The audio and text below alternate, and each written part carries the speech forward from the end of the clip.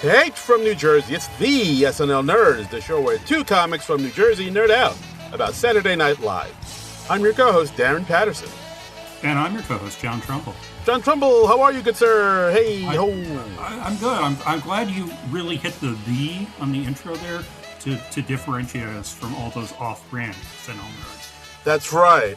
Except no imitations, except no substitutions. There's a lot of all the off-brand SNL nerds out there. Well, we're here to tell you we are the SNL nerds. We're like Ray's Original Pizza. We're like the first ones to do this shit. Exactly. Right. Or those two competing cheesesteak places. They have very similar names. I don't remember what the names are, but they're like they're literally like across the street from each other. See, I'm such a fatty food. I'm a fat boy foodie. I know exactly what you're talking about. Mm-hmm. It's like in Philly. It's like Gino's and Tony Romo's or something like that. That sounds right. Yeah. Something like that. Yeah, but it's like two competing like cheesesteak places right across. But if you ask the locals in Philly, they'll tell you neither one of those places are that great, and that's where the tourists go. That's where. That's where I went when I went to Philly, but I was going with a local, so I think it was okay. So okay, like the locals have said other things. Like I've heard again, fat boy foodie. Like I've heard Ishka Bibbles is very good. I've heard other places. I've heard there are places outside of Philly in South Jersey that are better. I've heard those. I've heard that. I know. Wow, that's my mind blown. Just. I don't know what to believe anymore. I mean, I feel like I should go on like a pilgrimage and try all these cheesesteaks, but I mean, my cholesterol can only take so much. Yeah, just walk the earth like King in Kung Fu, and just downing cheesesteaks everywhere you go. What you mean, walk the earth?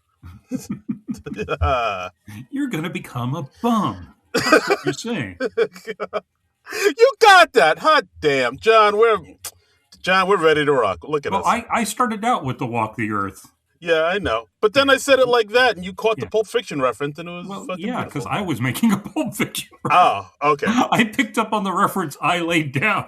You picked up on the reference you made? All right. Yes. Yeah, I did. I'm good. I'm good at that. Pretty smart. SMRT. SMRT. I mean SMART. Yeah. So anyway, we're here to talk about the latest episode of SNL, Saturday Night Live, if you're not in the know. If you're nasty. Because we're the SNL nerds. We're talking about Ryan Gosling. They're back to host for his fourth time with musical guest Gorillaz. This is season 51, episode 14. Air date March 6th. 2026. Nice. Wait, is it March 6th or March 7th? I think March 7th. Okay. You said 7th before we started recording. Yeah. And then I wrote down, and my phone took down the wrong number, or I fat fingered it. So I just fucked that up. So wow. Already, this perfect episode has a blemish on it. I know. Oh, this perfect diamond is already tarnished. I mean, should we even continue on? I guess. Okay. Sure, why not? I'm already. All right, let's try. I'm already in the closet, so let's do this. Folks, if you're confused by that reference, Darren literally records this podcast in a closet. He is not making a gay reference. Right, exactly. So. No, I'm in the actual closet where I hang my clothes, just because this is the best place in my home where I get the best acoustics. So I do all this for you, the listener. Yes. And it heats up in there, and so he gets a little lightheaded towards the end of the podcast. Yeah. So that's fun to listen for. Yeah, quality pot. I swear, sometimes I really don't remember what I say after I say it. Like after we record an episode, like I go into a fugue state in this thing where like once I leave the closet, and I was like, "What happened? Where am I? Where are my pants?" What happens in the closet stays in the closet. I mean, this is a safe place. Yes. So cold open. The Pete Hegseth Iran presser cold open. We got Colin Jost 2 weeks running as Pete Hegseth. Back to back Hegseth. Yeah. I mean, so, once again leaning into the frat bro persona. we start out with him doing an actual keg stand. Mm-hmm. Colin Jost has two men like holding him upside down so he could do a keg stand, Right. or as he calls it, a heg stand. Yeah. I don't think I've ever done a keg stand. Even in my drunken college days, I don't remember ever doing one of those. I know I've never done it. Like I've never. Yeah. At least I don't remember doing it. I'm always afraid like shit will fall out of my pockets and I'll be like, oh, where are my car keys? Fuck. These are nerd concerns. Yes. Yeah. We are just way too nerdy to have ever done cake stands. Exactly. Oh, where my inhaler? I can't find. I can't find my. I'm happy that I was invited to a party. And, thanks for letting me in your home. Yeah. So he's just sort of gloating after 1 week of the Iran war. He says he's giving Iran a 3rd-degree purple and nurple. Yeah, and I think he said, to quote Papa Roach, "Cut Iran into pieces, make it a Trump resort." Yeah. And he's getting questions from various reporters about, like they're asking him to explicitly identify it as a war, which the administration seems to be backing away from. Yeah. And he says, this isn't a war, it's a situationship. Yeah, why they gotta put labels on everything? Yeah, I thought that was a pretty good line. Yeah, who are you, my high school girlfriend? Which I had. Yeah, and, he points out, look, if we don't know what we're doing, Iran definitely doesn't know what we're doing. So that was kind of funny. I did like that line. Yeah, that's a logic I can see this administration subscribing to. Yep. If we're in the dark, they're in the dark. Exactly. And then towards the end, we have Ashley Padilla as Kristi Noem, who is recently...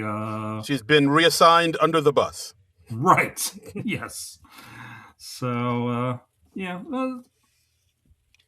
okay. It's a very typical SNL cold open these days. Yeah, it's not bad. Kristi Noem saying she didn't get fired; she self-deported. I think she gave her all to her position, and saying, you got to give your all because you miss 100% of the dogs you don't shoot. Because she kills dogs. Yeah, it's because she killed dogs, and everybody that doesn't seem to bother too many people. But yeah, it bothered people, but it didn't bother them enough to not give her this position, which bothers me. Right. But yeah, I would say this is a decent cold open. I'm starting to warm up to, this Jose's frat bro Pete Hegseth's character, finding charming. I think it's he's pretty good. He seems to have really, feels comfortable in the character, and ending it with Padilla as Kristi Noem was, I think, is a good way to go. Yeah, and I was glad we didn't have Trump just crash it again. Yeah. That was nice. It's nice to have a bit of a breather from Trump. Yeah, for sure. I hope next week we don't have Hegseth for the 3rd week in a row, but we'll see what happens. We'll see. That's my only concern. It's because it seems like that they know that this Hegseth thing works and it's good and people like it. And usually, as with SNL, when they know something is good and people like it, they like driving it into the ground. Yes, exactly. Like Trump, like Trump, like Sean Spicer, like so many. Yeah, exactly. So here's hoping they kind of spread it out a little bit, and so make us miss this Hegseth before you just bring it back. Yeah, I just want a decent amount of variety in the cold opens, Yeah, variety in a variety show. What? I know it's. You may say I'm a dreamer, but I'm not the only one. Ooh, nice. So. Okay. But yeah, monologue. Ryan Gosling monologue. Yes. This was written by Nordwin, Jacenzo, and Ryan Gosling had a hand in this as well. Oh, look at that! Ryan Gosling pitching in on the writing. Look at this. Is there anything he can't do? Rolling up his sleeves, just getting into the mud with the writers, just really making a meal out of it. I mean, he's everything. Actually, I do know something he can't do. Keep a straight face through an entire comedy sketch. Am I right? Oh, we'll get there. We got him.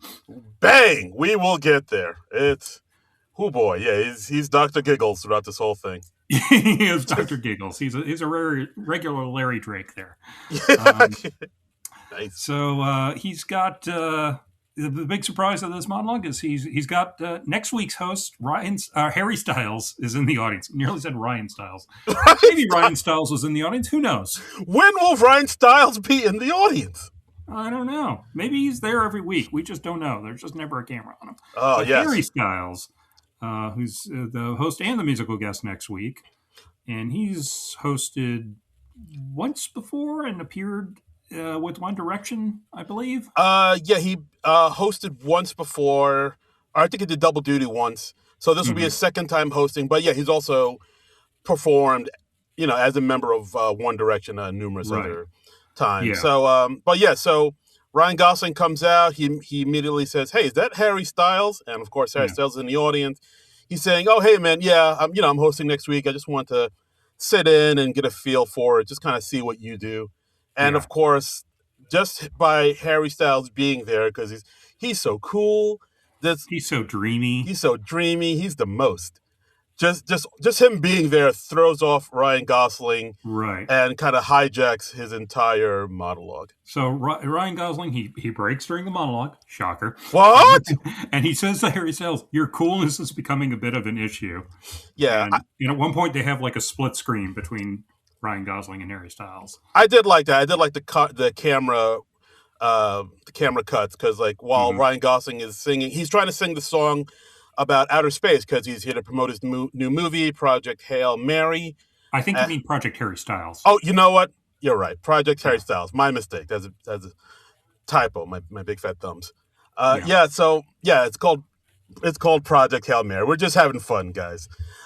But yeah, it's just, he wants to sing a song about outer space, but as he's singing the song, the camera keeps cutting to Harry Styles, who's just sitting there and looking. And it's just really distracting. And looking incredibly buff too. I was like, when did Harry Styles get swole? Yeah, my man's yoked. I don't know. I probably my mental image of him hasn't updated since his One Direction days, when he was like, this young guy in his 20s who was, whisper thin. Yeah. I'm just like, damn, I don't remember him being that muscular. No, he ain't skipping arm day, bro. Yeah, he's not. Yeah, so I did like the split screen that happens in between them, and then Ryan saying, "Hey, can we just get rid of this?" And so, of course, the camera wipes to just show Harry, and Ryan's just off the camera. And like, no, that's not what I meant, and you know it. And I liked how he tried to start a dance number, and these dancers come out behind him, and they're dancers in sexy dresses and alien heads. Yeah. That was just such an absurd look. I enjoyed it. Yeah, and then we see Sarah Sherman saying, "Hey, we ready? Are we going to do our big dance number?" And then Ron's like, "No, Harry's here, and like everything's all off." And of course, and he's singing a Harry Styles song from the movie. Yes, "Sign of the Times." It's a song off the Project Hail Mary soundtrack. Set when Sarah Sherman hears that Harry Styles is in the audience, she says, she calls back to another SNL instance and says, "Get me to God's country." And of course, from the Morgan Wallen incident, and she even clomps off stage, dances on Harry Styles, and says, the same thing she said as the monkey mom from last week. Do you like my body? And I mean, this is interesting because this is probably the one time in Ryan Gosling's life that he has ever felt inferior to another man. Yeah. Even if he's doing it like half ironically in a comedy sketch. Yeah. But I was like, this is I don't think this is an experience that Ryan Gosling has had before. Yeah, he's not the center of attention this time. He's like, he's second banana. He's like, women are swooning, but it's not over me. How does this happen? Well, yeah, and it it really does a number on him, and he tries to carry on. He tries to sing his song, and he doesn't know what to do, and he just ends up singing, "I'm Just Ken." Yeah, and even he's like, "Hey, remember when I sang this at the Oscars?" And even he's embarrassed. Like, I promised myself I wouldn't do that. Yeah. And we have most of the cast come out, and he's like, "Oh, you all came out to support me," and Keenan says like, "No, actually, we all just came out to get a better look at Harry." So, and Mikey kisses Ryan. Yeah, Mikey, you could tell he didn't expect that because he giggles, which was surprising. Oh, is that how you can tell? Yeah. I think we need a rarer occurrence than Ryan Gosling giggling to tell if something's spontaneous or not. That's true. You know what? Yeah. Um, I like this monologue. I thought it was pretty fun. It was fun. It was something. It was something different. Yeah. I mean, it wasn't like questions from the audience, and it was kind of subverting expectations and getting in a plug for the next week. Yeah, Yeah. it was cute. Yeah. I mean, it kind of reminded me a little bit of the monologue that Will Ferrell, when he hosted and Ryan Reynolds was in the audience, and Hmm. Will Ferrell was so flustered that Ryan Reynolds was there, he couldn't focus on his monologue. It kind of reminded me a little of that, but this one does its own thing with the whole It did not cancer. remind me of that, largely because I do not remember that monologue. Um, so I think that wasn't so much a problem for me. All right, Yeah. there you go. But You yeah, know, I'll go look it up on YouTube afterwards, and then I'll be like, "Oh no, they're fucking hacks. yeah. On second thought, this thing sucks. This is awful." Ugh. Boo, boo, thumbs down. Move on to the first sketch. First sketch, Wedding Tradition, with written by Nordwin, DiCenzo, Fowley, and Sierra O'Sullivan. Okay, so we got Mikey and Sarah getting married at long last. Finally. Finally. Oh, I've been rooting for those two crazy kids. I mean, the sexual tension was palpable. Yeah, and they're starting to like address all the guests at the reception, and they're doing that thing. The guests are doing that thing where they clink their glasses, and then the bride and the groom have to kiss. And Right. Ryan Gosling is there, and he's a guy who doesn't know what the clinking glasses means, and they tell him, "Well, that means they have to kiss whenever we clink." And he's like, "Really?" Ooh. And he gets kind of drunk with power about that, and Yeah.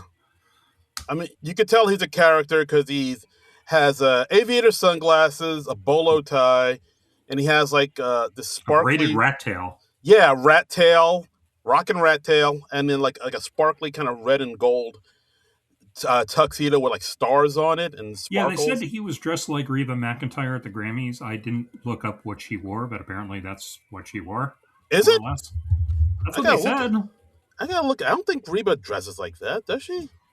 Not my I Reba. don't know. I mean, if you can't dress up, let me just do Reba McEntire No, I thought Reba had style, baby. Grammys. Okay, let's do it. No, I'm seeing her in just a sort of sparkly dress thing. Yeah, she just dresses like in a nice. Yeah, no, she looks nice. She's not in a weird orangey, bedazzled tuxedo. Yeah, like nice, tasteful ensemble. Okay, well, I'm a little disappointed. I was Yeah, hoping to see Reba in that exact outfit. yeah. This Reba slander, I don't know. I won't stand for it. I don't know. Anyway, so he keeps clinking his glass and making them kiss at inopportune moments, even when Sarah's trying to talk about her dead nana. And Right. so, Yeah, yeah, that's pretty much it. yeah. Like they try to figure out who he is, and then the groom admits, "Oh, that's Donathan. I backed into him a few days ago, and in lieu of getting insurance involved, I just invited him to our wedding so he won't like sue me." Sure, that's a thing that happens. That's a thing that happens, I guess. Like, Yeah. why get your insurance involved and have your premiums go up when you could just invite him to your wedding? I mean, yeah, it just costs you like one beef or chicken dinner. So, Yeah, I mean, come on, you're making that's a deal. yeah, maybe you'll get a gift out of it. Yeah. So Donathan just clinks on the glass, wants him to kiss on the poozy because Hmm. when you clink on the bottom of the glass, you gotta kiss on each other's bottoms. Oh Yeah. yeah. And at one point, the bride's siblings come out, and he Right. clinks the glass because he wants the brother and sister to make out. Yeah. And of course, the brother, played by Jeremy, says like, "Yeah, we're brother and sister. We can't do that." And the sister, played by Jane Whitline, says, "Yes, we can, but rules are the rules. Yeah. Make it out hard." I did like him just going, "Shh, I'm doing the siblings now." Uh, Yeah, and of course, then Mikey, as a groom, freaks out. It's like, "Get out of here! What are you doing? Oh yeah. my God, that was wild." Yeah, and yeah, it's basically at this point, like the groom kicks out Donathan, and he then clicks the stem of the glass, and he said, "Will you kiss your own punis?" Which of course causes him to break. And and then ends with Donathan leaving the wedding and taking Aunt Claudette with him, played Yeah. by Ashley Padilla. Yeah. And And she'd been like widowed sometime before. yes, So exactly. yeah. Um, that's a cute. This was a cute one. I thought it was a It was cute little thing. funny. Yeah, yeah. I I don't mean, know if it was first sketch funny, but it was funny. yeah, I thought it was funny. Pretty, pretty simple premise. I mean, the brother sister making out was buck wild, Hmm. and I thought I enjoyed. I mean, I don't know. Should we address Ryan Gosling's giggle fits up top, or should we just keep going in I at mean, the should we beyond? keep a running tally or? Yeah, I guys don't do. I hope nobody did like a drinking game out of Ryan's giggle fits because like that's a road to Yeah. alcohol poisoning. I mean, I feel like the show knows what he's gonna do, and I don't feel like he's intentionally breaking or anything. I think he's just uh, like a generally good guy who generally has trouble just keeping it together when something strikes him as amusing. So I guess so, but I don't know. I don't feel like he's doing it maliciously or anything. Yeah, I mean, but I don't know. Part of me still thinks that like Jimmy Fallon kind of got lambasted for doing the exact same thing in his Hmm. day, but like I guess people find Ryan Gosling when he does it more charming. And I was like, all right, what is the Well, I difference? would submit that that is because Ryan Gosling, now go with me here, is Okay. more charming than Jimmy Fallon. Hmm. You know what? Story checks out. Yeah. The math I adds would up. also submit a pile of sawdust is more charming than Jimmy Fallon. Damn! Okay. Whoa! Holy But that's moly! just me. That's my feelings. That's my Wow! journey. Wow! Mhm. This we're going in hard after Jimmy Fallon. I is not expecting that. Well, he just giggles so fucking much, man. He does. He's very amused with It's himself. it's like the Joker just poisoned him or something, you know? Oh God. Oh, Jimmy. See, now he'll never come on our podcast. Yeah, sure he will. He just won't. He just won't hear this episode. It won't get back to Okay. him. It's Oh, all I heard good. your episode is great. The one you're making fun of me. That's so awesome. That's so great. Yeah. See, that's how it's gonna go. Yeah. All right. First pre-tape. Tesla. This one. Oh, Tesla. So yeah, it starts out a typical drug commercial. We got the the hardship of plaque psoriasis, and they're saying like you take Otezla and that'll take care of it. And Yeah. And they say like, what is Otezla? And they're like, we don't know what it is. yes, they say it's not a cream, it's not an injection, it's not a patch, it's not an inhaler, not a Mhm. liquid medicine. What is it? We don't know. We don't know what it is, how it got Yeah, here, or what it wants. yeah. It has no known weaknesses or vulnerabilities. It cannot be created or destroyed. It's moving through time differently than we do. It might be moving backwards through time and creating a world that ensures its own creation. This sketch was a writer's paradise. Yeah, This one's absolutely. it's really Absolutely. wordy, but it's pretty fucking hilarious too. But it duplicates the form of American drug commercials so wonderfully. Um, and they're, they're saying things like, if you're allergic to Otezla, you may be the key. The secret weapon we need to fight back. Yeah. And then towards the end, it emerges that Sky Rizzy is possibly its mortal enemy. Yeah, or working for or against Sky Rizzy. Yeah. If the two medications touched, time and space would collapse. Yeah. I just love this. This was great. This was Yeah, just a wonderful piece of absurdity, and because it was a pre-tape, they could do it deadpan. Nobody's giggling or anything. Um, yeah, it works beautifully. It's very do not taunt happy fun ball, but that was like back in the '80s, so I don't mind. yeah. This might be my sketch of the night. There was This is one. definitely my sketch of the night. Yeah. Yeah, there was one line I did like when they had Ryan in the park, playing frisbee. And I think he Hmm. says 9 out of 10 dermatologists recommend Otesla. The 10th dermatologist just carved a bunch of numbers into a wall and shot himself in the head. I'm open. Yeah. I was like, Jesus. It just packed so much into its runtime, and that was really impressive. Yes. Um, you know, There's a lot of jokes in there. yeah, It's just it's just the joke density is pretty great. Right. Um, So like, so, yeah. So if you're if you're a guy yeah. that likes words and hmm just dense jokes, I mean, this And sketch, you've only got 2 minutes and 42 seconds. Yeah, Otezla. yes, it's for you. Yes. Okay. Next up, let's move on to Cyclops. Cyclops. Oh, how do we explain Cyclops? How do we? Do we have writing credits for this one, Darren, or no? No, I couldn't find any. How dare you? I know. I'm Anyway, so we sorry. got we got a trio of Cyclopi, Cyclopi? Cyclopi. I don't know how do you pluralize Cyclops. Cyclopsises. We got three Scott Summers there. There you go. And, Da-da-da-da-da-da. and and they have to solve the riddle to gain access to this vault that has a treasure, and there are two guardians of the treasure. It's Ashley and Veronica guarding, and we got the Cyclopses, we got Gosling, we got Ben Marshall. Oh, no, it's Gosling, Mikey, and Keenan. Oh, that's right. I forgot Keenan was one of them. Okay, Right. yeah. All right. Okay. And yeah, the joke is basically the Cyclopses are not very bright. They're a bit of a dense brick. Yeah, they're facing tests of the mind. They have to solve these riddles, which are like these rhyming riddles, which are, I'll say, pretty simple. I Yeah. got them on the first try. I don't want to brag, but Ooh. yeah. First one, clock. All right, college boy, easy. Yeah. Yeah. And, So but yeah. the Cyclops Seuses, they keep guessing hat.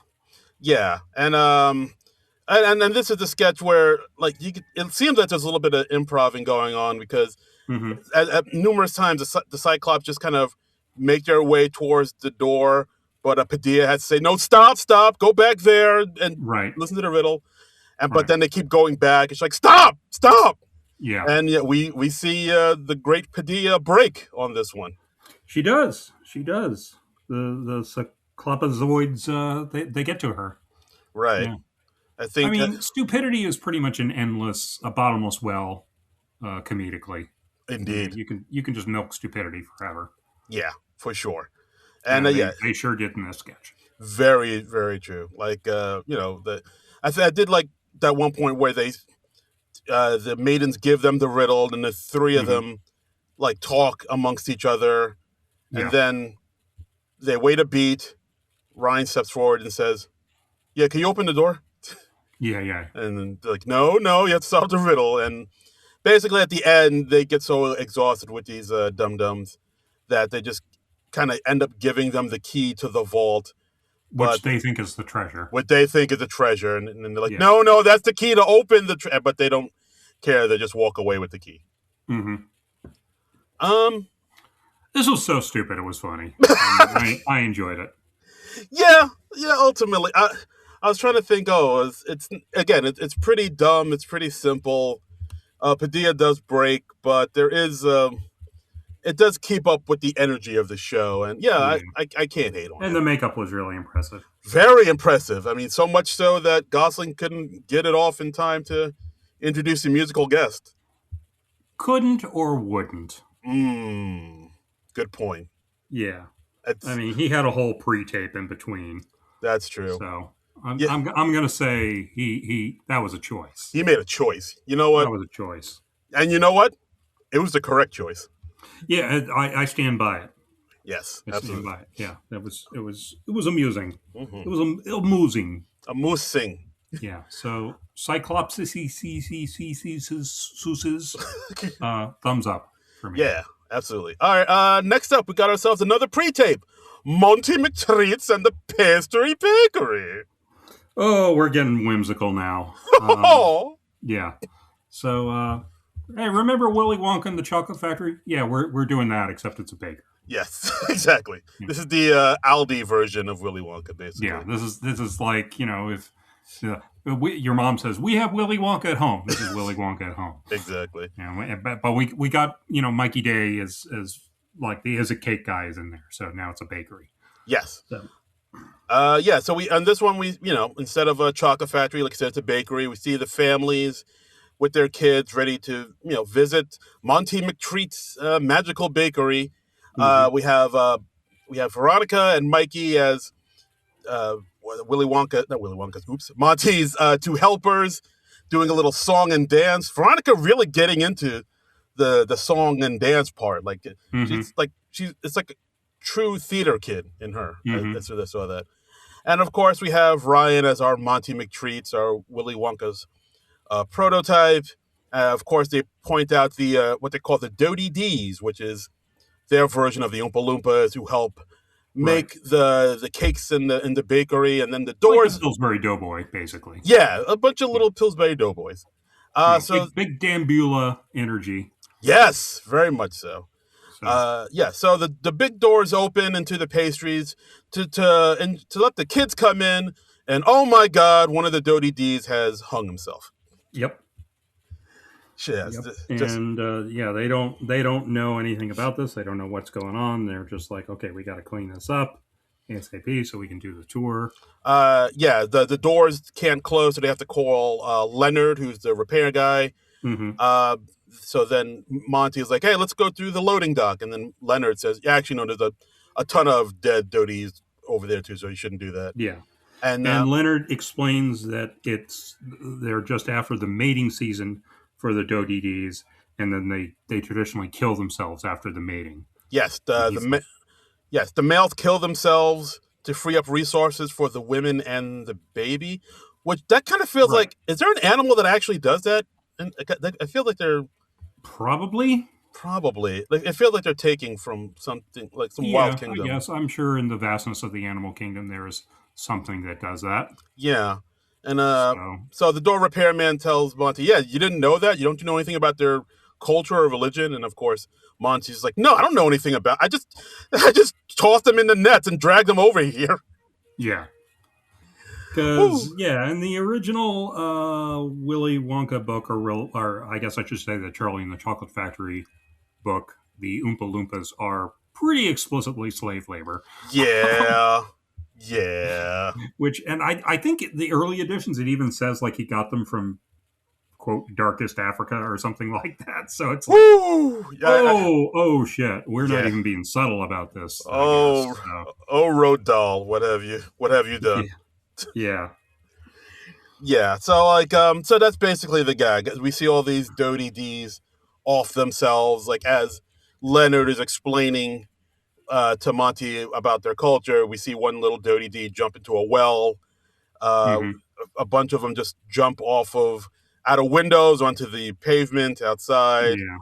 It's just when they're closing the doors, one like dives to get caught in between the doors and be crushed to death. Yes, and gets beheaded, and all blue blood flies everywhere. Yeah. I thought this was okay. Yeah, it's kind of a simple premise. There was. I thought it was okay. It didn't have as big of a payoff as I would have liked. Yeah, same. I guess like once you see that, oh, they're all offing themselves, there was really nowhere to go after that. Mm-hmm. It seemed like they didn't really. It was kind of tough to escalate. So. Yeah, but not bad. Not bad. Yeah, it's alright. It's alright, son. It's alright. It's alright, dog. Nah, I mean. All right. So speaking of alright, yes, we got the musical guest this week, Gorillaz. Yes, Gorillaz. First song of the night.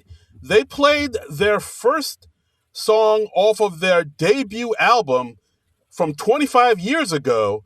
I can't believe it's that old. Yeah, it came out 2001. Oof. Yeah, there's the song Clint Eastwood with Del the Funky Homo Sapien. Nice. Mm-hmm. Mm-hmm. And the second song was off their new album, The Mountain. The song is called The Moon Cave with Asha Puthli, Anushka Shankar, who is a famed sitar player and the daughter of Ravi Shankar. Yeah, I looked that up. Yeah, yep. Yeah. And Black Thought from The Roots, who, for my money, I think this might be controversial. I think he's the best rapper out there now. Maybe the best rapper of all time. I really like The Roots, and I think Black Thought is phenomenal. Okay. Just wanted to put that out there. I'm putting it out there. I can't really push back at you on that. So yeah, you can. Just because I'm like largely ignorant about what's going on in the rap world these days. Oh, so Well, you let your subscription to Rap Pages lapse. Yeah, my subscription to The source. white boy rap times has lapsed. White Boy Rap Times, that's still around? I thought they went under.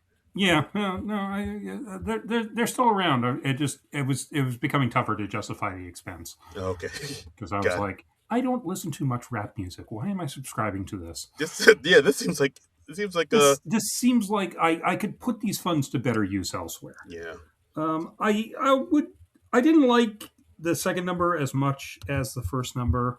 Oh, Honestly, really? I spent much of this time just wondering why these humans were lip syncing to a Gorillaz song and why we were just seeing the Gorillaz on screen behind them. Yeah. I thought that was a little weird. Yeah, I mean, part of me was kind of hoping that they would do some cool, like, Tupac hologram shit where they'd have, like, Yeah, the gorillas in, like, some, like, 3D, AI thing or even, like, puppets or something. But no, I would have liked to see them animated, like but standing in the real SNL space and playing. But yeah, I don't know. I would have. I think I would have liked it more, and I think it would have been more striking if they'd maintained the illusion. But yeah, I see yeah. why they did it the way they did it. Yeah, I guess so. Like, I guess maybe to have the animated versions of them would just be like maybe it's too much money or it's too complicated to do for a late Yeah, night talk show. But yeah, it's But I enjoyed both of these performances. I mean, the first one I really didn't expect them to pull the Clint Eastwood out of the yeah, mothballs and do that again. That put a smile on my face. And yeah. the Moon We were Cave, happy. yeah, I'm feeling glad. Yeah, Got sunshine in the bag over here. that's what I'm saying. Yes. And yeah, and the Moon Cave I liked enough. I thought it was okay. Hmm. I mean, I haven't listened to the new album yet. I'll probably give it a listen soon enough. But the Moon Cave I dug. I mean, Black Thought I always like. Yeah. So I thought these performances were both pretty solid. Yeah, I enjoyed it. I enjoyed the first number more than the second. The second one just didn't do much for me, but it was very distinctive. Mm. It was interesting. I was just like, I don't know if I'm clamoring to hear that song again anytime soon, but Yeah, maybe it'll grow on me. yeah, it just might. Um, It just might. Just give it a the chance, brother. the big question though, do you think Lorne Michaels knows who the Gorillaz are?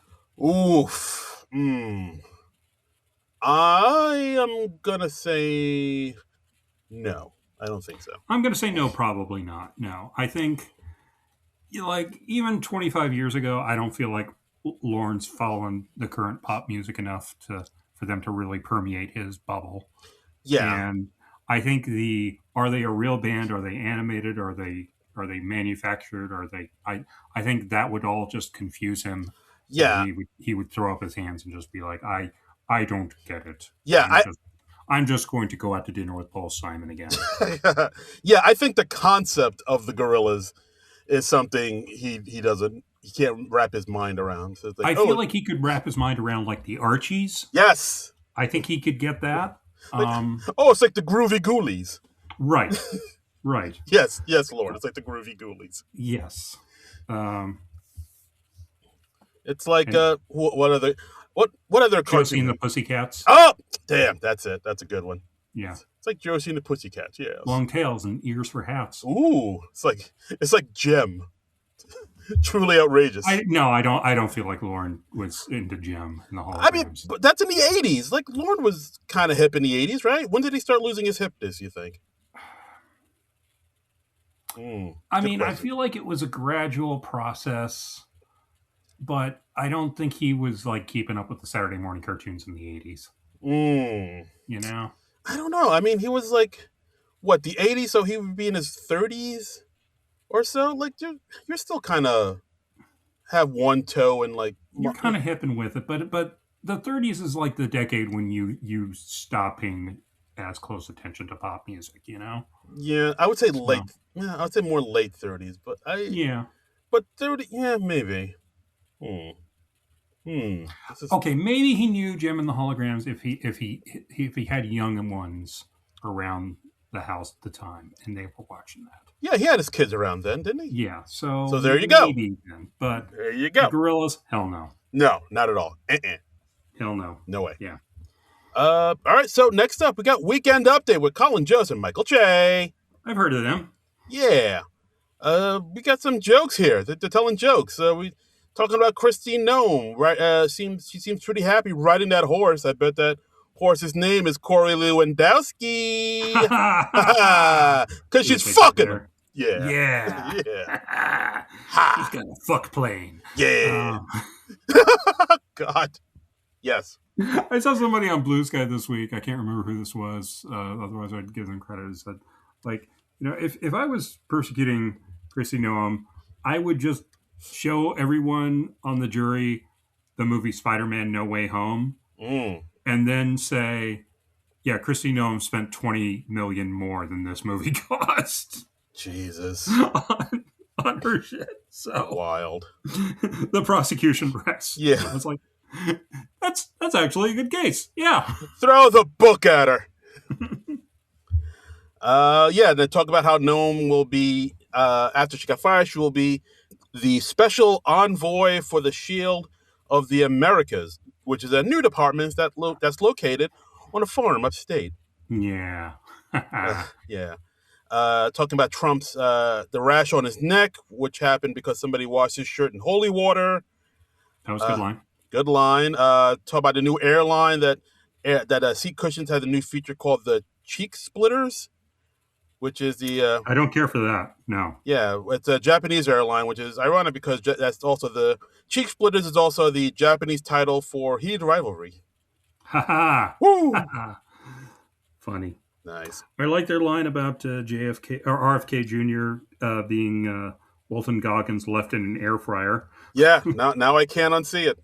Yeah, no, I was like, oh, yep, no, that makes total sense. That scans. It tracks. It tracks. Mm-hmm. But yeah, overall, solid Weekend Update as always. Good jokes. It's banter. You know what you're getting at this point. Yeah, it's old reliable. It's like, oh, okay, I know what's going to happen here. And we only had one guest segment. We had Keenan and James Austin Johnson as Pastor Update and his band leader Teddy. Yes, so Keenan comes out in a pastor outfit, Teddy and JAJ as his backup guitar player, and they're about to say some blessings for the show. Amen. And they bless the snacks in the green room with the meats and the melons, and they thank God for all the women out there with the apple bottom jeans and big old foreheads, like Rihanna, Tara Banks, Zoe Deschanel. What you got in them bangs, girl? And, and then we have JAJ as Teddy saying a few asides, like, hey, if you shake it more than twice, you're playing with it. Just kind of out of nowhere. Yeah. Then we have... it didn't really do much for me. Yeah, I mean, it's charming. And I mean, Keenan's charming enough and things like that. I mean, this kind of reminded me a lot of... Yeah, it depends. Okay. Right. People's enjoyment of Keenan varies. I'll say that. Yes. That's true. I'm at the lower end of the spectrum at this point. But. Exactly. I mean, this character has shades of What Up With That, his character there. The big bombastic pastor character that Keenan could do very well. At one point, he insinuates... Bombastic preacher. Yeah. Boom, boom, boom, boom. Bombastic preacher. I would have much rather seen a new What's Up With That than this, but at one point, the pastor insinuates that Che had a rendezvous with Cheryl Lee Ralph, and just kind of out of nowhere, then he prays on Che, hope he finds love so he can, stop looking at filthy videos on his laptop, so he can stop gooning in every room. Which I did. Is that the new term we're using for beating off gooning? I've heard tell of the gooning. Yes, it's funny. I like it. I swear I've never heard that term gooning before, but I may have to include it in my lexicon. I'm going to Urban Dictionary right now. Oh boy. So let's. Yes. Okay. To masturbate addictively, obsessively, and with no control over yourself. A person who goons is a gooner. Reddit is filled with gooners who spend long hours daily gooning to porn and getting nothing else done. Interesting. All right. I met a guy at the gym, but I heard he likes to goon, so I'm not wasting time on him. Oh, that's like a little poem. Ooh, it's like a haiku. That's Yeah. beautiful. It's like some So slam poetry. okay, yeah. I met a guy at the gym. Okay. Well, here's a slightly different definition. Well-known Oh, slang term in sexual subculture of chronic and compulsive masturbators, used as both a verb and a noun, means achieving the trance-like blissful state reached when riding the edge of coming for as long as possible, oh, perhaps many minutes or even hours at a time, hours. also denoting the absence of control, compulsively pursuing that feeling as an avid masturbator. Okay, well, I think if you're avoiding the climax for hours at a time, I would dispute the absence of control part personally. Yeah, like I mean, guys, don't you have things to do? What the fuck? You got The term has been in frequent use for at least 10 years, what? perhaps emerging from the physical look of one who is gooning or in the goon, which is a self-possessed, glassy-eyed stare of stupidity, thus an oath. In the good. Also known as baiter bush Oh God. and slain in the bait. Wow. I'm learning so much from this podcast today. Yeah, well, I'm still using words like beat off and pounding. I should be using all these cool new yeah, slang terms. you gotta, get with the now Yeah. and start talking about gooning. Apparently, I guess so. I'm living in the dark ages with my language. I gotta set my shit up. Okay, all right. Well, we learned a little something today, and Yeah. all you did too. Yeah. See. All You right. So didn't ask to learn this, but we all learned it together. hey, the word of the day is gooning. Yeah, Okay. So yeah. Thank you, Pastor Update. You taught us all something that yep, we didn't know. Okay. So yeah. Overall, pretty good weekend update. It's always good for a laugh. Yeah. yeah. There wasn't anything that I thought was exceptional. It's a little unusual. Hit the one death segment, but Mhm. what you gonna do? Yeah. So next up, the sketch that I feel like a lot of people are kind of divided on because Hmm. they were doing something different in this one. Like I don't know. We'll talk about it and see how we feel. But this is Passing Notes, written by Mikey Streeter and Allison Gates. So we got Ashley Padilla. She's a teacher. She's got one of those SNL classes of like 6 or 7 students. Yep. Um, Ryan Gosling is Principal Wit, coming into talk to the class about bullying, and the students are passing notes to each other all throughout, and they're confiscating the notes and reading them aloud to the entire class. Okay, first off, do kids even pass notes in school anymore? Is that still a thing? I was thinking that too. I thought, oh, don't they just text each other? Yeah. I Like, mean, I know. Look, I mean, neither one of us has kids, so we don't really know what's going on in the schools these yeah. days. But yeah, I thought most students text each other, but I thought also that like a lot of schools don't allow you to use your phone or have your phone on during school hours or something You like know, that. I have another question, and like I'm serious about this. If somebody could let me Hmm. know, do kids still use paper and pens in class anymore, or does everybody just use their laptops? Because like That's a just the good fact, question. I don't know. yeah, because the fact that they had paper to like write notes on, I was like, oh, Hmm. do kids still use like trapper keepers and binders and paper and loose leaves The still, or trapper keepers, I'm going to say no. no? Wow, I don't think trapper keepers are much of a thing that's anymore. that's how a culture dies.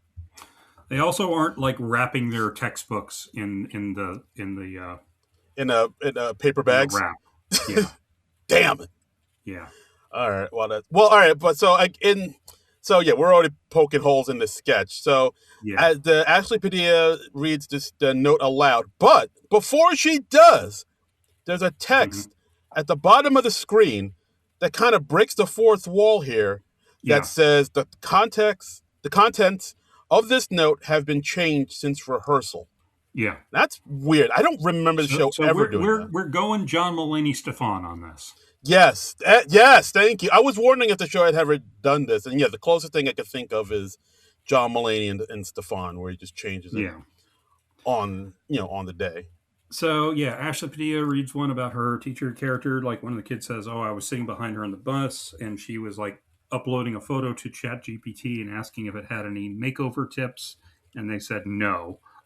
Yeah, but see Yeah, like see, this is I think this is why a lot of people, some people might feel divided on, because the whole premise of this sketch is to get the characters to break, which they Right. both do. Like Yes. Padilla and of course Gosling, they can't hold it together because this is the first time they're seeing all these Right. notes. Because like Yeah, it's kind of like one of the games on Whose Line Is That Anyway, to bring it back to Ryan Stiles again, where the improvisers would have notes in their pockets and they would have to read those over the yes, course of the scene. oh, that's And a good yeah, point. Yeah. yeah.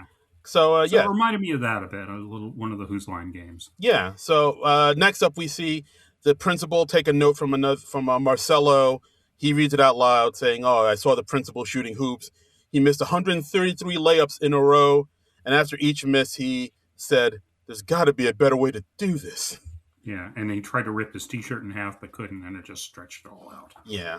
And then we see the teacher Padilla take somebody else's note, reads it, and said that their cousin saw the teacher outside a gynecologist trying to psych herself up to go in, Hmm. saying to herself, "Come on, Eileen.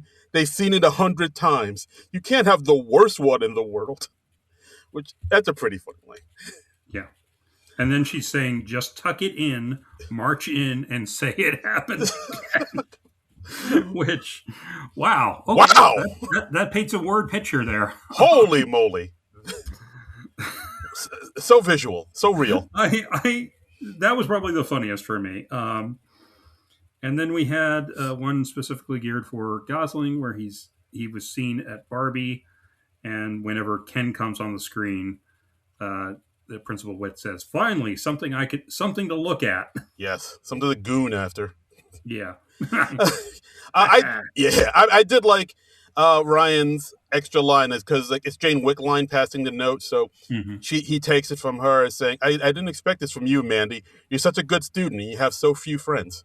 Yeah. I also liked his line early on where he said that roasting is bullying that's really funny. That's the only difference. Yeah. I like that. That's a clever line. Yeah, there's some good lines in here. And then at one point, we see Mikey, who plays one of the students, reads the note that somebody gave him saying that, oh, I think his character's name is Tyler. He said, oh, I think Tyler is an undercover cop. Bro, looked like he's in his 40s. One time he Hmm. dropped his wallet and a picture of his wife fell out. No shade, but she looks like Jelly Roll. And I then mean, yeah, Mikey might be getting a little long in the tooth to a play a little high school bit, student, but yeah, yeah, he's got a he's, bit of a baby face, so I yeah, get it. the cracks are You showing. suspend your disbelief. Yeah, and then one of the notes I think mentioned that there's something in the teacher's desk. So Ashley opens the drawers.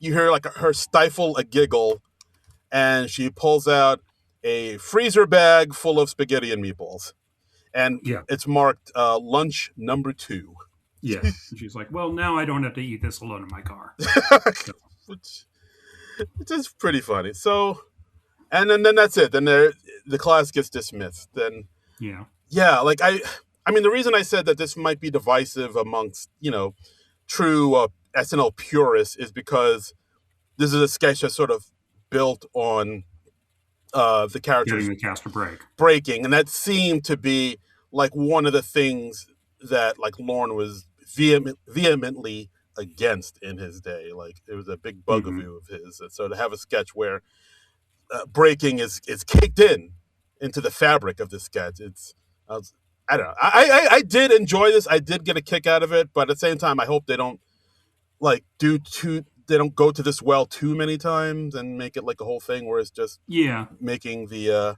cast crack up. I mean, I feel like it was done just for Gosling because in his 3 previous hosting gigs and like his cameos on the anniversary specials or whatever, he has become kind of infamous for breaking. Mm, So I feel like they were like just like, okay, let's just lean into it. So I don't feel like they would have done this with anybody. mm. Um, I kind of want to see the dress rehearsal version of this sketch with the alternate gags. Yeah, me too. I want to see what they thought they were gonna say and how that was gonna Yeah, play out. Like, is it as funny or not as funny? I would like to see the yeah, alternate version. So SNL release the other cut. yeah. Release the Allison Gates Streeter and Mikey cut. Right. Hashtag. Yeah, that'll work beautifully as a hashtag. Yeah. It's so succinct. Yes. It's nice. It's catchy. It'll Right. work. Mm-hmm. Okay. So next up, we got the Goo Goo Man. The Goo Goo Man. Is this a sex thing? Uh, John, it's only a sex thing if the Goo Goo Man wants it to be a sex thing. Okay. It's a Okay. Goo Goo Man's decision. All right. All right. Well, it goes how into gooning he is, I guess. Yeah, gooning. So we got Gosling and Sarah. They're a couple. They're checking out of a hotel, and the Mikey behind the desk is saying like, oh, "Okay, well, before we check you out, we just have to confirm all these extra charges." And he's got $12K for 2 visits from the Goo Goo Man. Yeah. And there's a breakdown of the charges. They include things like tummy time and cuddle car. Right. Yeah, because like Sarah doesn't know what he's talking about, what the Goo Goo Man is, Right. and Ryan's like saying, "No, we're not paying for that because I only got 1 visit from the Goo Goo Man." Right. So they pull up the itemized list. And also the wacky pack, and it includes a lot of this stuff. So yes, the nom noms are included.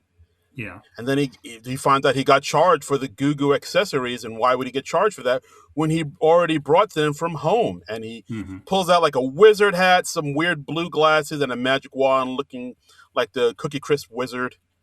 Straight up. And I also liked we had at one point Ashley Padilla comes by and she's like, "Oh, excuse me, but there's an old man who's fallen by the pool," and Gosling's like, "No, excuse me, they're helping me right now." Yeah, there's a new thing called waiting in line. Maybe you should try it. Yeah. And then later, when Gosling's not getting any satisfaction from Mikey Day, he asks to see his manager, and then Keenan comes out and he says, "Oh, I'm sorry, I'm late. I'm afraid I fell by the pool." That was a really nice callback. I did like that. Yeah, that was a cool one. That was good. Yeah. So the manager sees the mistakes and he comps them. The Goo Goo Man visit, credit to his account, and Sarah's still mystified what all this was about. Yeah, throughout the whole thing, they never explain what is the Goo Goo Man. They don't explain what a wacky pack is or nom noms. Yeah, it's just kind of left to your imagination. It's whatever you want it to be. Context. Exactly. And she outright asks him at the end. She's like, "Is Goo Goo Man a sex thing?" And he just says, "Well, that's up to the Goo Goo Man." Not a bad sketch, I'd say. Yeah, I enjoyed it. I just thought it ended a little too abruptly for me. A little bit, yeah. I mean, I don't know. It is one of the things, and the show happens to do this from time to time, where they just don't really know how to quite land a sketch or how to end it. But it is a good premise, like this weird Goo Goo Man thing that they never explain. You don't know if it's a sexual thing or what it is, but the fact that he gets indignant over getting overcharged for it. It's pretty hilarious. Yeah, and also it's like $12K. Which wow, 2 visits. So that's, I mean, what is? I mean, at that price, I hope it's a sex thing. Yeah, it better be. I mean, yeah, I can't imagine what else would justify the expense. I mean, somebody's gooning. I don't care who. Either it's me or that Goo Goo Man, but somebody's gooning. Folks, show. Should we Google gooning Goo Goo Man? Oh God, I wouldn't on my computer. I don't want to get a virus. Yeah. Maybe on the what do you call it? The official non-pro computers. No. What's the mode? Incognito mode. Oh yes. Yeah. You use the look up all the nasty stuff. Use a different browser. Yeah. Keep it on the low. And our final sketch of the night, pre-tape, Lies. This is a Martin Herlihy joint. And this sketch it's like a fever dream, this sketch. Just like Adult Swim on acid, this one. Yeah, fair. And so we see Martin Herlihy in a chair backstage talking about the act of lying. And then he cut to people, talking in a restaurant, like, "Oh, ever since I cut carbs and sugars, I feel great." And then lie. My penis is 10 inches. Truth. Lie. And perfectly straight. Yeah, true. Yes. And and it's, I don't know. Like I was just trying to figure out how to describe this sketch because it goes all over the place. I mean, Yeah, because Well, we ultimately, he decides that he's going to live his life as Colin Jost. So we see Martin in a makeup job that's supposedly made him look like Colin Jost, but it's intentionally a bad makeup job.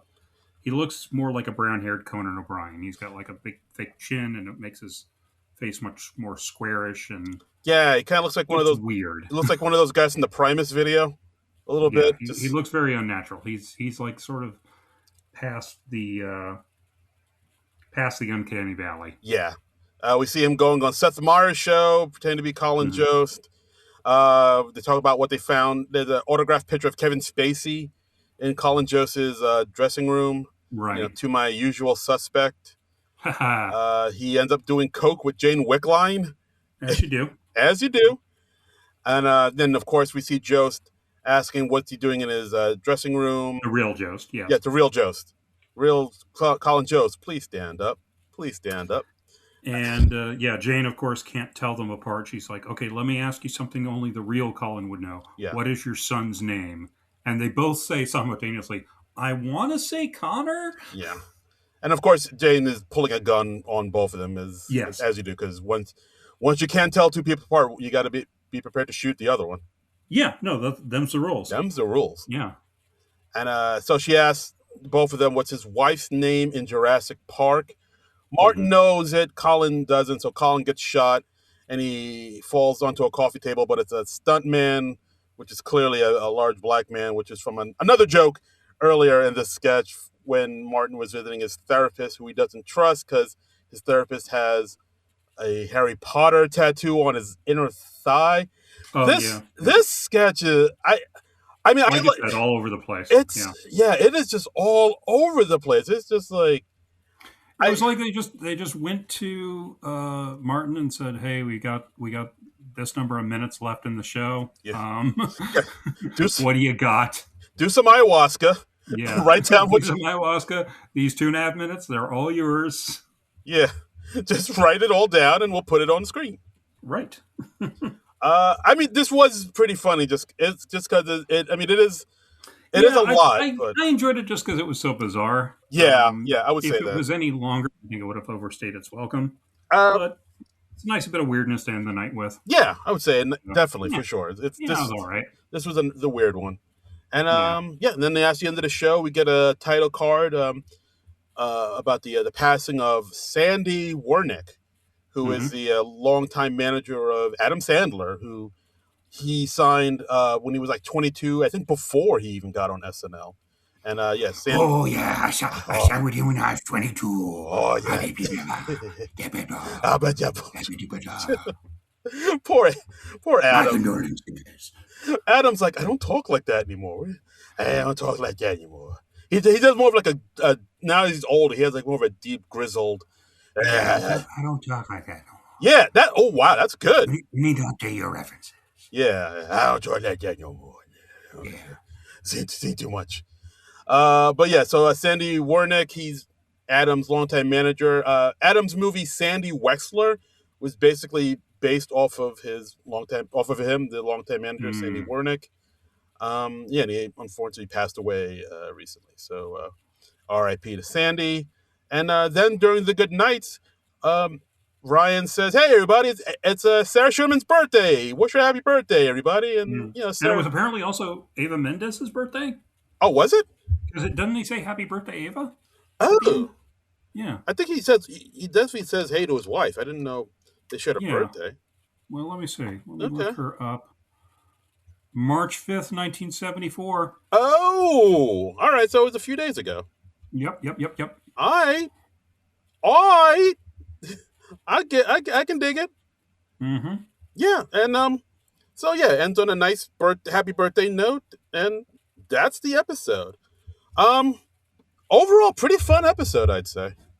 Yeah, I would say, might even be best of the season so far. Ooh. Yeah, it was a good one. I feel like they bounced back from the underwhelming last couple weeks.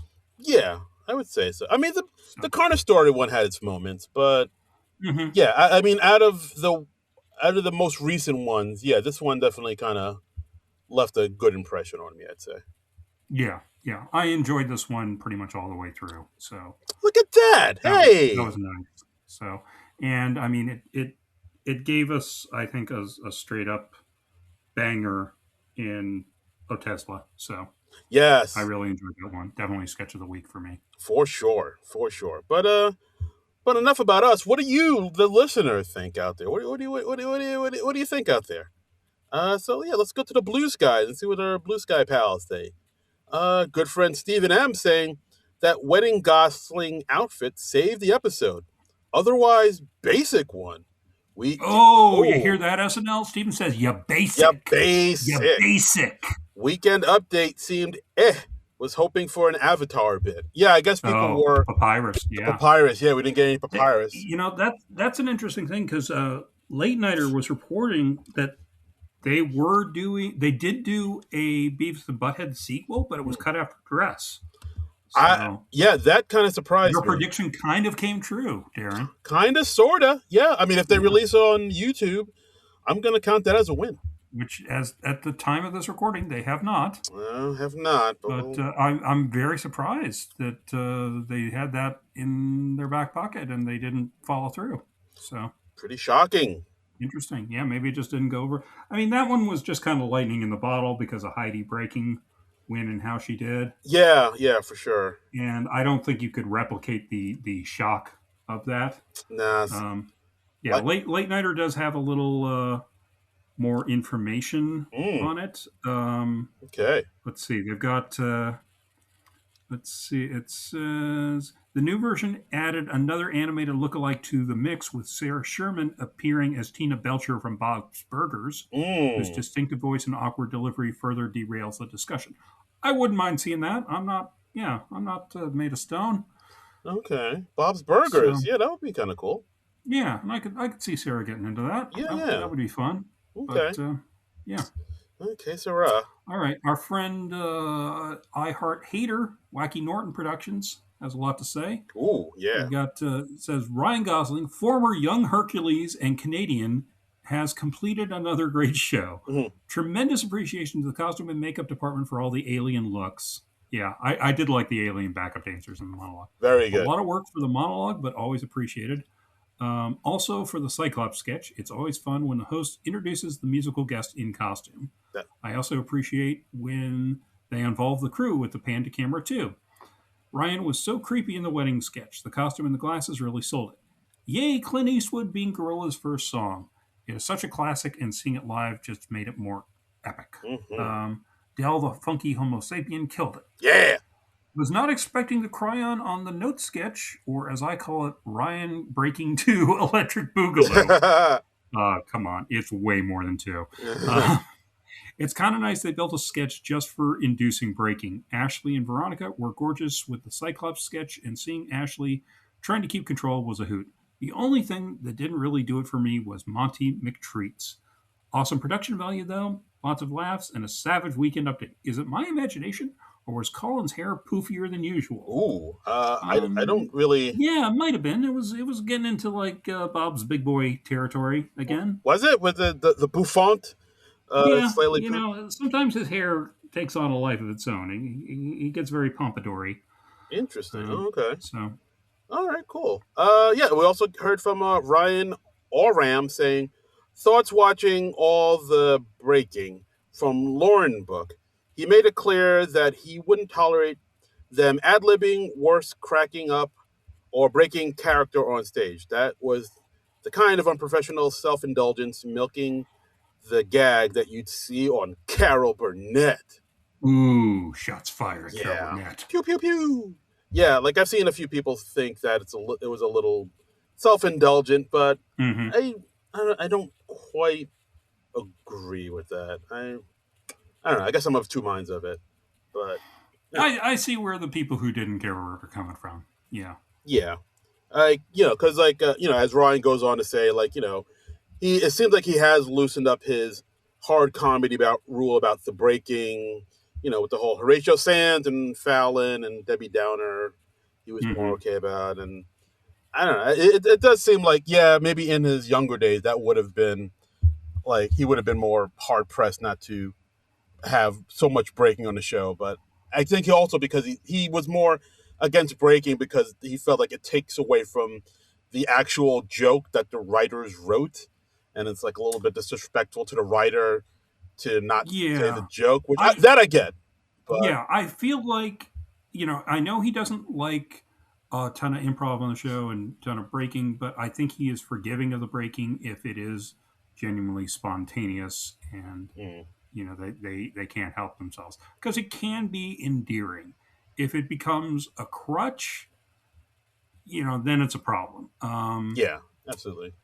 Yeah, and Ryan also links to an article on Cracked from November of last year by Matt Solomon with the headline "Saturday Night Live has become the Carol Burnett Show," and just kind of talking about how it's become kind of as corny as Carol Burnett could be at times, and there's lots of people breaking and Right. yada yada yada. I feel like that's almost inevitable. I mean, the show's been around for 50 years. Yeah. It can't be the counterculture thing it once was. It's Yeah. the establishment now. It's Yeah. the mainstream comedy show. So Yeah. It's you can't be the rebel punk your whole life. Sooner or later, you become you become your dad. yeah, exactly. Absolutely. SLC punk. Nice. So And and then we also heard from Dr. Deb K saying the content of these notes have been changed since rehearsal. The notes weren't particularly funny, but their surprise reactions were. okay. I don't know about that. They had a few good lines in there for the most part, I thought. Yeah, I thought it was enjoyable. I'd like to see the alternate version. I'm very curious if there were any gags that might have been better in the first version. Yeah. I mean, you feel like they probably would have saved their A stuff for the live show, but who knows? You never know how a gag is going to go over, particularly when you're doing it for the first time on for the sure. live show. But Right.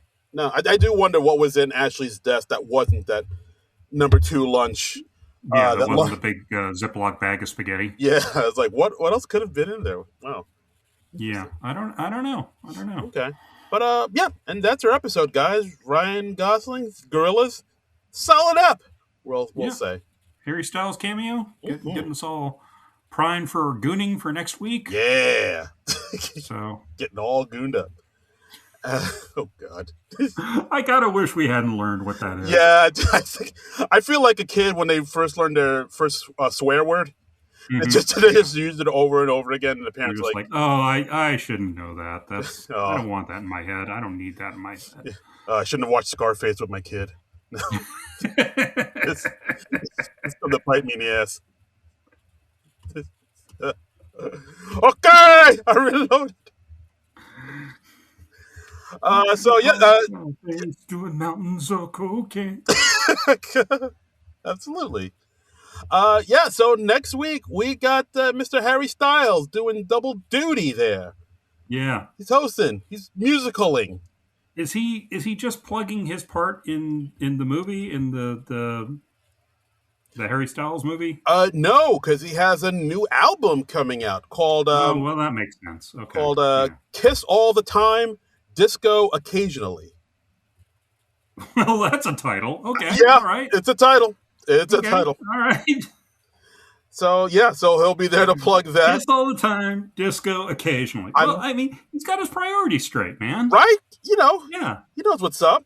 Kissing, not as exhausting as gooning, I'm assuming. But what is?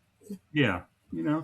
Disco, you're getting a little cardio in. That's good. Yeah. Yeah. Okay. We're working the lats. Mm-hmm. Yeah. Absolutely. I'll sign off on this. Absolutely. So yeah, that'll be fun. I remember him being a pretty good host last time around. So we'll look forward to seeing what he's going to do this time. All right. Yeah. So let's all find out together, folks. And that's our episode, guys. Thanks for listening to the podcast. As always, you can follow us on the podcast. Yeah. You can follow us on the Blue Sky at SNL Nerds, and you can donate to our Patreon, Non-Productive.com. Go on our YouTube page and listen to this madness on the YouTubes. And as always, you can follow me on all the social medias at DARIN Credible. That's Darren Credible. Yeah, and you can follow me on all the social medias at Trumbull Comic. That's TRUMBULL and the word comic. And yeah, just follow me on the Blue Sky. Follow me on the on the movie one. What's the movie? Letterbox. Yeah, that's the ticket. Yeah. Yeah, that's the ticket. Probably other stuff too. Yeah, Other social media sites I don't use anymore. Yeah. So. Yeah, that's it. Yeah. My wife, Morgan Fairchild. Yeah, Yes. that's it. Yeah, I do follow Morgan Fairchild on the Blue Sky. Oh, she's quite political. Is she now? Mm-hmm. Interesting. I was not aware of that. Yeah. She's one of the good ones. All right, go on, Morgan Fairchild. Yeah. Go with your bad self. Morgan Fairchild. Yay! For fighting a good fight. Absolutely. Feel free to come on the podcast, Morgan Fairchild. That's right. Open door invitation anytime. We can talk to you about your husband, John Lovitz. There you go. Yeah, that's the ticket. So join us next week for the Harry Styles show. We'll have fun unpacking everything that went on in that one, I'm sure. And hopefully the world will keep rolling on in the meantime. But until then, nerds out! This has been a non-productive media presentation. Executive producer Frank Hablawi. This program and many others like it on the Non-Productive Network is distributed under a Creative Commons Attribution Non-Commercial No Derivatives license. Please share it, but ask before trying to change it or sell it. For more information, visit non-productive.com.